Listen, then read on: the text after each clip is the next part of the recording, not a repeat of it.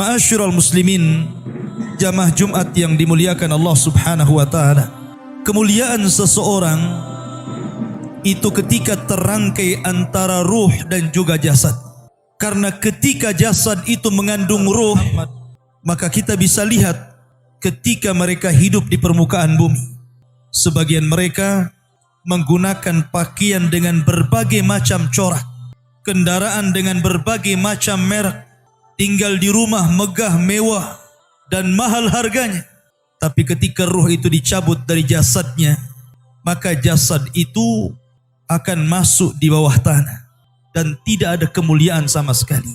Makanya siapapun yang meninggal, apakah orang kaya, orang miskin, pemimpin ataupun rakyat, tetap saja pakaian mereka sama, putih, murah, dan akan dimakan cacing tanah. Ma'asyiral muslimin yang dimuliakan Allah Subhanahu wa taala. Dalam sebuah hadis disebutkan dari hadis Bara bin Azib radhiyallahu an, ketika Nabi SAW menunggu di mana sebagian para sahabat sedang menggali kuburan dan sedang dibuatkan lahat, disitulah Nabi SAW memberikan ceramah kepada para sahabat sambil menunggu kuburan itu digali. Kemudian Nabi SAW bercerita tentang bagaimana ruhnya seorang mukmin dan ruhnya seorang kafir apabila dicabut Allah Subhanahu wa taala lewat malakul maut. Kata Nabi SAW, apabila ruh itu dicabut, tabi'ahul basar, maka pandangan akan mengikutinya. Makanya setiap orang yang mati pasti melotot. Disitulah disunnahkan untuk diusap dan ditutup supaya tidak menakutkan orang lain. Dan ruh dicabut itu dari mulut seseorang. Kata Nabi SAW, apabila ruh itu seorang mukmin, maka ruh itu akan dicabut dimulai daripada ujung-ujung jari tangan dan kaki. Kemudian pelan-pelan naik sampai ke tenggorokan. Dari situlah kemudian ruh keluar daripada lisannya. Kata Nabi SAW, keluarnya seperti air yang terakhir keluar dari botol. Anda bisa bayangkan, kalau seandainya sedang memegang botol aqua dan itu masih penuh airnya, kemudian kita tuangkan, tentu air itu akan sangat deras keluar. Tapi ketika dalam botol itu cuma satu tetes saja yang tersisa, tentu apabila kita tuangkan akan berjalan pelan-pelan. Kata Nabi SAW, ruhnya seorang mukmin itu ketika keluar seperti tetesan terakhir yang keluar dari mulut teko. Artinya pelan. Disitulah Allah Subhanahu wa taala mengutus 3 malaikat. Pertama malakul maut dan yang kedua malakul rahmah. 2 malaikat rahmat yang membawa kain kafan dari sorga dan hanut, wewangian dari sorga. Disitulah 2 malaikat ini membisikkan di telinga orang yang sedang sakaratul maut dari ruh-ruhnya orang-orang yang beriman. Dan mengatakan irji'i ila rabbiki radiyatan marji, ila rabbiki radiyatan mardiyah. Keluarlah dan kembalilah kepada keridhaan Allah Subhanahu wa taala. Maka ketika itu ruh tercabut oleh malakul maut, kemudian diletakkan di kain kafan dari sorga, kemudian baunya sampai membubung ke langit. Para malaikat yang di langit bertanya, itu ruhnya siapa? Maka sebagian mereka mengatakan ruhnya fulan ibn fulan. Maka pintu langit pertama dibuka, kedua, ketiga, keempat, kelima, keenam, sampai ketujuh. Di sini Allah Subhanahu wa taala berfirman, letakkan catatan amalnya di tempat yang paling tinggi fil illiyin dan kembalikan ruh ke dalam jasadnya. Akhirnya kemudian para malaikat ini pun mengembalikan ruhnya ke dalam jasadnya. Ketika ruh itu sudah menyatu lagi dengan jasadnya, kemudian dia tersadar. Kata Nabi SAW, dia sempat mendengar suara terompah orang-orang yang mengantarnya. Ketika suara terompah orang-orang yang mengantarnya semakin jauh, semakin jauh, semakin jauh, kemudian keluar dari areal kuburan, disitulah 2 malaikat yang disebutkan dalam riwayat Munkar dan Nakir bertanya tentang 3 perkara. Pertama bertanya tentang man rabbuka, siapa Tuhan. Yang kedua, wa ma nabiyuka, siapa nabimu? Dan yang ketiga, wa ma dinuka, apa agama? Maka Allah Subhanahu wa taala gambarkan orang-orang yang beriman, yusabbitullahu alladhina amanu bil qauli tsabit. Orang-orang yang beriman itu Allah mantapkan jawabannya. Apabila ditanya siapa Rabbmu, maka dia akan bertanya Allah. Apabila ditanya siapa nabimu, maka dia akan menjawab Muhammad sallallahu alaihi wasallam. Apabila ditanya apa agamamu, maka dia akan menjawab Islamlah agama. Ketika dia sanggup menjawab, tiba-tiba penyuruh dari langit mengatakan, sadaqa abdi, hambaku telah benar. Kemudian Allah Subhanahu wa taala berfirman, bentangkan kuburan itu seluas-luasnya. Kemudian hembuskan angin dari sorga. Maka tiba-tiba kuburan itu meluas. Kemudian angin dari sorga masuk ke dalam kuburan. Disitulah datang seseorang yang sangat tampan sekali, yang sangat indah sekali, yang sangat luar biasa tutur katanya. Tiba-tiba datang kemudian mengajak bicara, ngobrol. Tanpa terasa kemudian kiamat sudah dibangkitkan. Maka orang ini bertanya, siapa kamu? Kenapa kamu asik sekali berbicara dan ngobrol dengan saya? Maka orang ini mengatakan, ana amalukas saleh. Sayalah amal soleh. Sayalah solatmu. Sayalah puasamu. Sayalah qiraatul Qur'anmu. Sayalah birrul walidainmu. Sayalah zikirmu. Dan begitu seterusnya. Maka ketika itu dia berdoa kepada Allah Azza wa Jal. Ya Rab, aqimis sa'ah. Ya Rab, segerakan bangkitkan kiamat. Agar aku bisa kembali kepada harta dan keluarga. Ini gambaran ruhnya seorang mukmin. Tapi gambaran ruhnya orang kafir berbeda tentunya dengan ruhnya orang mukmin. Kata Nabi SAW, ruhnya orang kafir itu dicabut seperti seseorang menancapkan pisau seperti cerulit ke dalam kambing wol. Kemudian bulunya disiram oleh air. Ketika pisau yang berbentuk bengkok itu dimasukkan ke dalam bulu wol yang sangat tebal, kemudian bulu itu disiram air, kemudian dipaksa dicabut, maka tentu akan merontokkan seluruh bulu-bulunya. Begitulah gambaran Nabi SAW. Ruhnya orang kafir apabila dicabut seperti itu, akan merasakan sakit yang luar biasa. Disitulah kemudian diutus 3 malaikat. 1 malaikat maut dan 2 malaikat azab. Malaikat azab ini terus membentak-bentak ruh yang akan keluar itu. Dengan mengatakan, ukhruji ila sakhatim minallahi wa ghadabi. Keluar engkau kepada kemarahan Allah Subhanahu wa taala dan kemurkaannya. Dari situlah ruh tidak mau keluar. Tapi tetap saja oleh malaikat maut dipaksa keluar. Sehingga dia merasakan sakarat. Merasakan rasa sakit yang luar biasa. Maka setelah ruh itu dipaksa keluar. Langsung kemudian malaikat azab memasakkan kain kafan dari neraka. Dengan bau busuk yang luar biasa. Sehingga satu pun malaikat yang di langit tidak berani mendekatinya. Akhirnya ketika ruh sudah masuk ke dalam kain kafan berbau busuk itu. Malaikat hanya bisa saling melempar satu dengan yang lain. Tidak ada yang berani mendekat. Disitulah Allah Subhanahu wa ta'ala takdirkan. Dia tidak bisa naik ke langit. Jangan lagi langit kedua, ketiga, keempat, keenam, sampai ketujuh. Langit pertama pun tidak dibukakan pintunya. Dan itulah isyarat Al-Quran. La tufattahu lahum abwabus sama. Wa la yadkhuluna al-jannah hatta yalijal jamalu fi sammil khiyar. Bahwa pintu langit tidak dibukakan kepada mereka. Kalaupun dibukakan kepada mereka, mustahil. Dan mereka tidak akan masuk ke dalam sorga sampai ada cerita unta masuk ke liang jarum, kata Allah. Lihat, bagaimana tersiksanya ruhnya orang kafir, ruhnya orang munafik.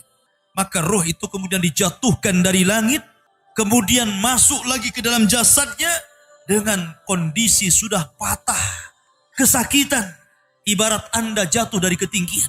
Disitulah tiba-tiba ketika sadar 2 malaikat Munkar dan Nakir sudah membentaknya. Man rabbuka, siapa Rabbmu? Dia hanya mengatakan ha la adri.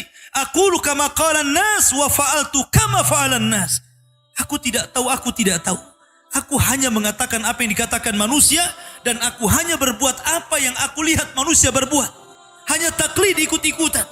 Maka dia pun dipukul setiap salah menjawab dengan gada malaikat yang kalau diletakkan di gunung Uhud, hancur gunung Uhud itu, kata Nabi SAW.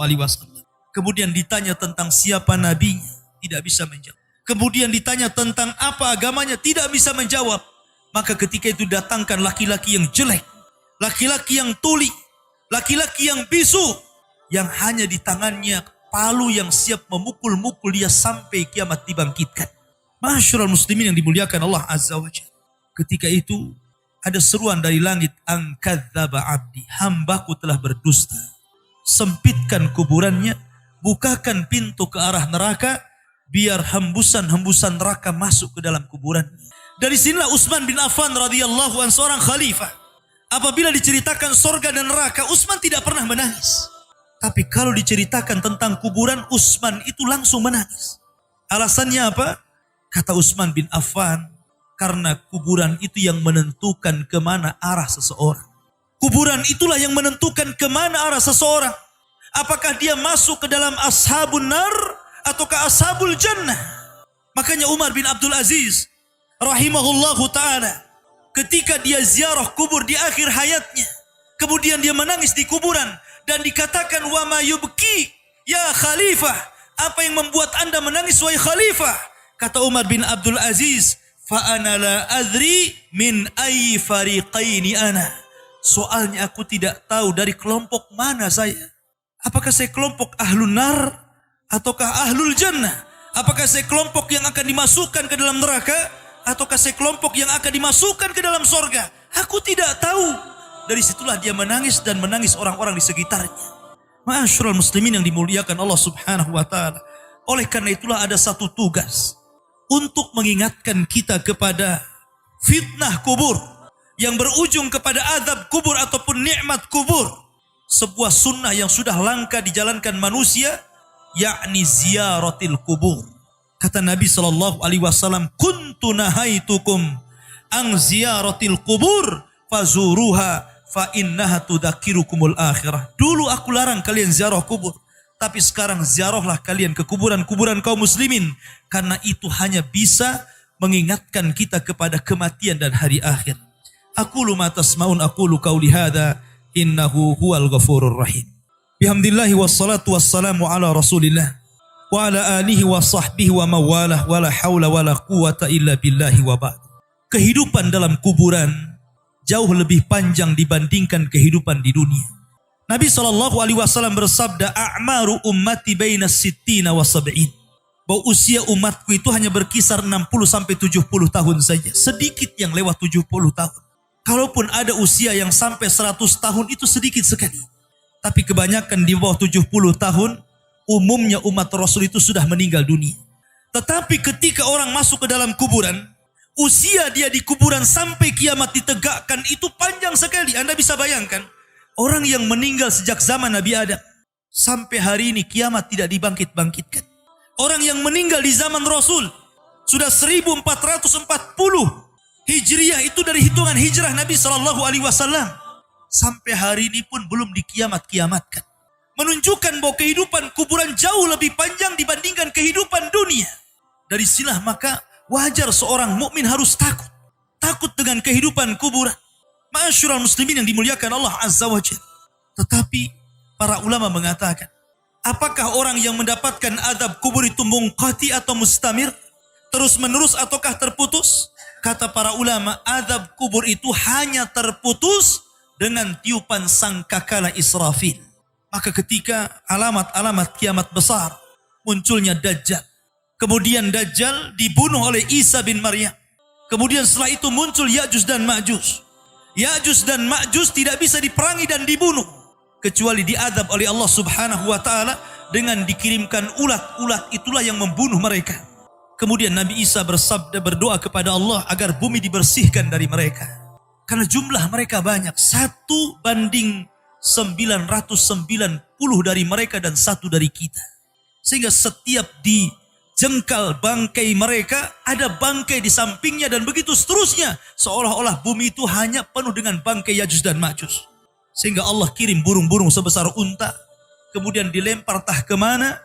Baru setelah itu Isa hidup beberapa tahun, disitulah kehidupan yang paling indah. Karena bumi dimunculkan barakahnya. Sampai-sampai orang yang menanam sesuatu di tanah kering pun tumbuh dan subur. Baru setelah Isa bin Maryam meninggal dunia, Kemudian manusia mulai menjauh dari agamanya. Setelah mereka jauh dari agamanya, diangkatlah Al-Quran. Sehingga tidak ada satupun tulisan di dunia, sehingga orang yang hendak membacanya kosong Al-Qurannya. Orang hendak mengeluarkan dari hafalannya, lupa hafalannya. Ketika itu manusia mulai terpecah menjadi dua, antara mukmin dan kafir. Di saat itulah, ketika mereka tertidur di malam hari, kemudian bangun di pagi hari, matahari tidak muncul. Ditunggu sampai duhur, matahari tidak muncul. Ditunggu sampai asar, matahari tidak muncul. Harusnya matahari terbenam. Tiba-tiba matahari justru terbit dari arah barat.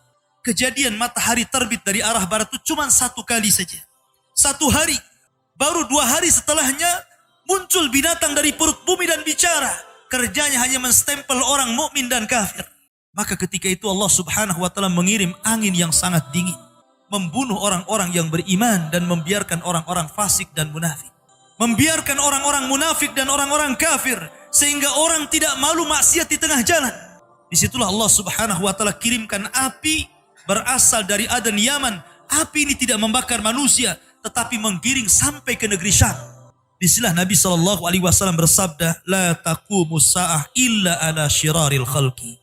Tidak mungkin tegak hari kiamat kecuali tegak di atas manusia yang paling buruk. Ketika itulah Nabi SAW menceritakan bahwa Allah Subhanahu wa taala memerintahkan kepada Israfil untuk meniup sangkakala yang pertama. Disinilah adab kubur terputus. Karena ketika itu seluruh orang mati. Baik orang yang ada di atas bumi atau yang ada di bawah bumi. Baik kalangan jin, baik malaikat. Kecuali makhluk-makhluk yang Allah kehendaki saja. Semua hancur.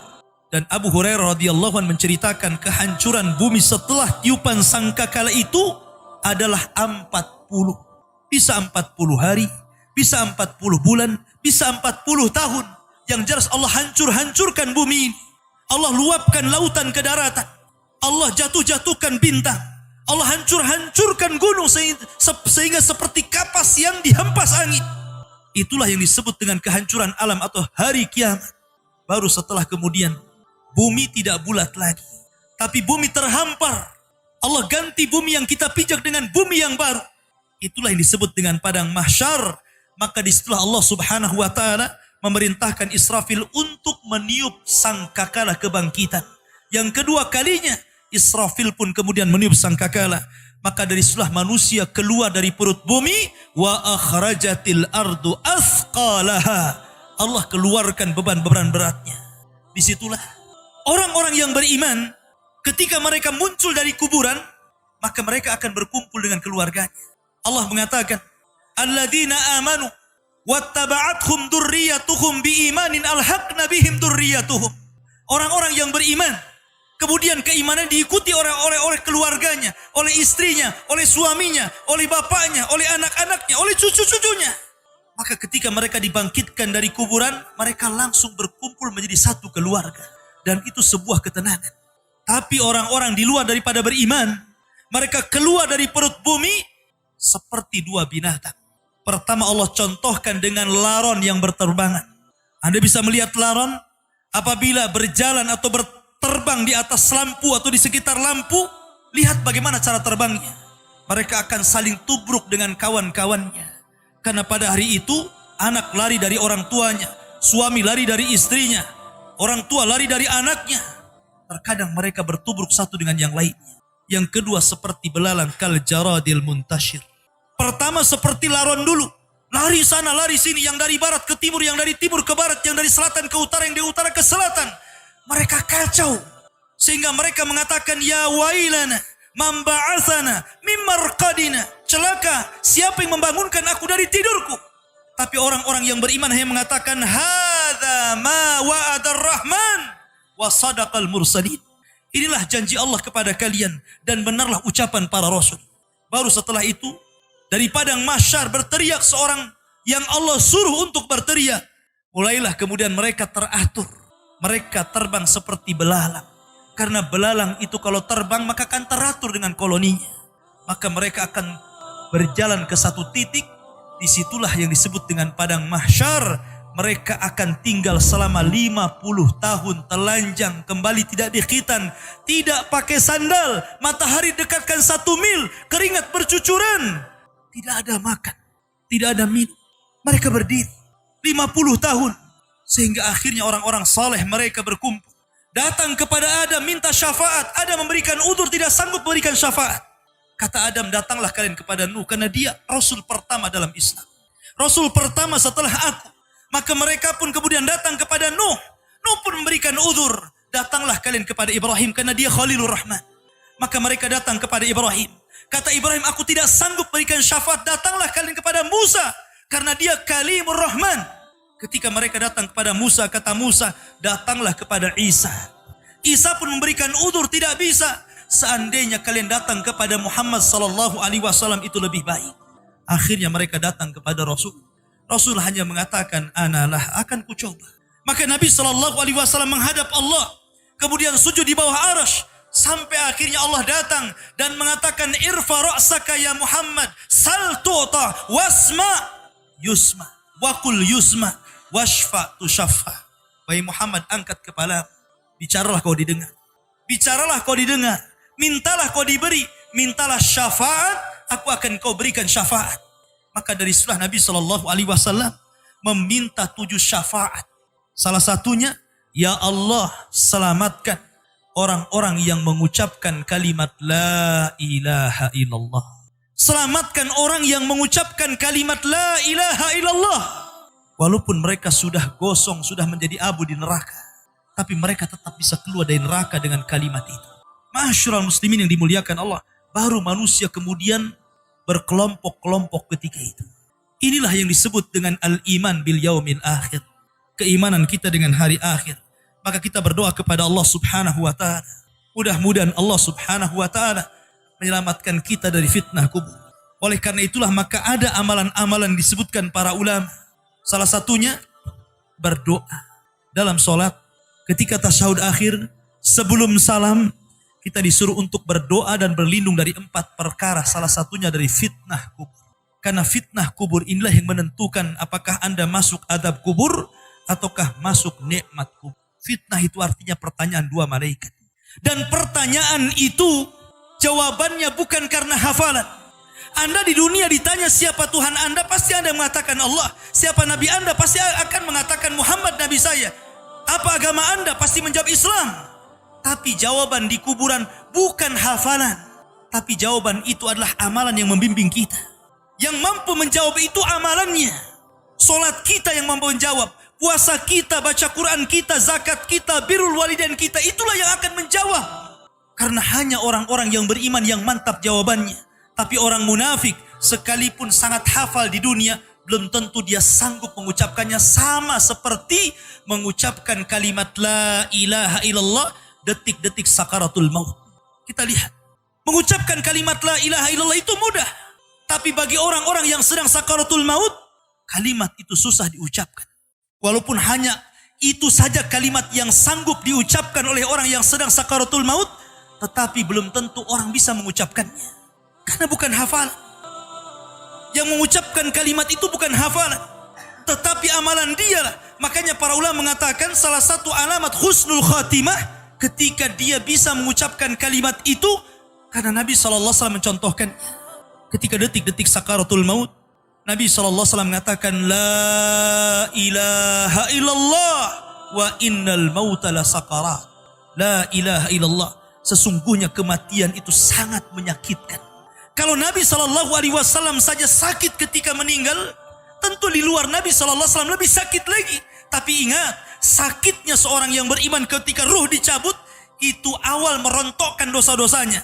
Tetapi sakitnya orang-orang kafir ketika dicabut, itu awal dari azab dia sebelum masuk kuburan dan sebelum masuk ke dalam neraka.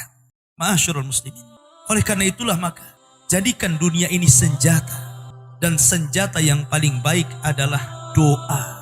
Jadikan dunia ini penjara. Karena memang kita masih di penjara. Anda tidak boleh tidak meninggalkan sholat, masih tidak boleh. Kita masih harus tetap sholat, zakat, puasa, haji, berbuat baik. Jadikan dunia ini penjara. Karena Rasul yang mengatakan, ad-dunya sijnul mu'min. Dunia ini penjara bagi orang-orang yang beriman. Kita harus terpenjara dengan ibadah. Tetapi orang-orang kafir itu sorga. Bagi mereka tidak sholat, tidak puasa, tidak zakat, itu sorga bagi mereka.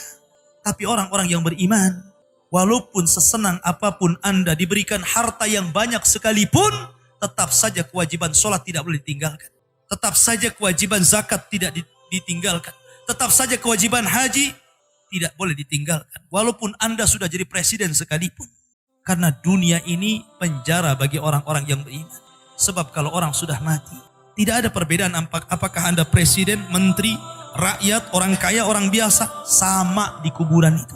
Dan tidak bisa dibanggakan kecuali amalannya.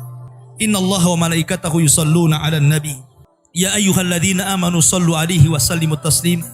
Marilah kita banyak-banyak bersalawat kepada Nabi SAW di hari Jumat ini. Allahumma salli ala Muhammad wa ala alihi wa sahbihi wa man sara ala nahjihi ila yaumiddin.